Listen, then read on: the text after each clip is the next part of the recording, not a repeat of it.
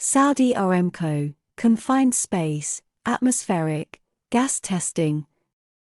Atmospheric gas testing within confined spaces shall include, but not be limited to, testing for oxygen, O2, flammable mixtures, lower explosive limit, LEL, and toxic gases, for example, H2S.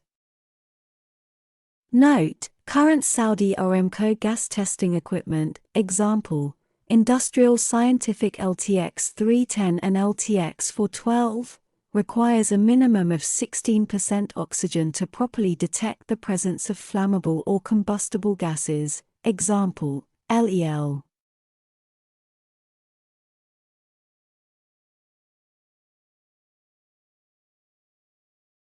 Atmospheric gas tests shall be performed and immediately recorded, prior to entry, after breaks or other interruptions in the work, if there is any reason to believe that conditions inside the confined space have changed. At periodic intervals, for example, every 2 hours, as necessary to determine whether acceptable atmospheric conditions are being maintained during the course of the confined space entry. Atmospheric gas tests shall only be conducted by a Saudi Aramco certified gas tester per GI 2.709, except for grassroots construction projects.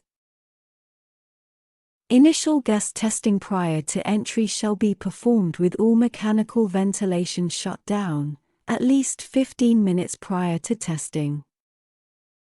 Initial entry shall be prohibited if gas testing indicates an oxygen deficiency, or the presence of unacceptable levels of flammable, LEL, or toxic materials, etc., within the confined space. Only after purging with mechanical ventilation and cleanup has rendered the space free of hazardous concentrations, as verified by continuous gas testing inside the confined space, shall initial entry be allowed. Additional gas testing, for example, after breaks, shall be conducted with the ventilation system turned on to ensure that contaminants are being removed and that the ventilation system is not a source of contamination.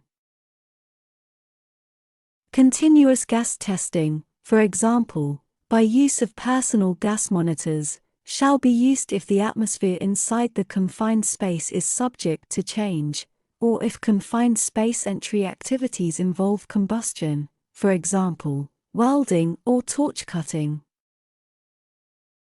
Monitoring for carbon monoxide, CO, shall be conducted if activities inside the confined space involve combustion, for example, welding, torch cutting.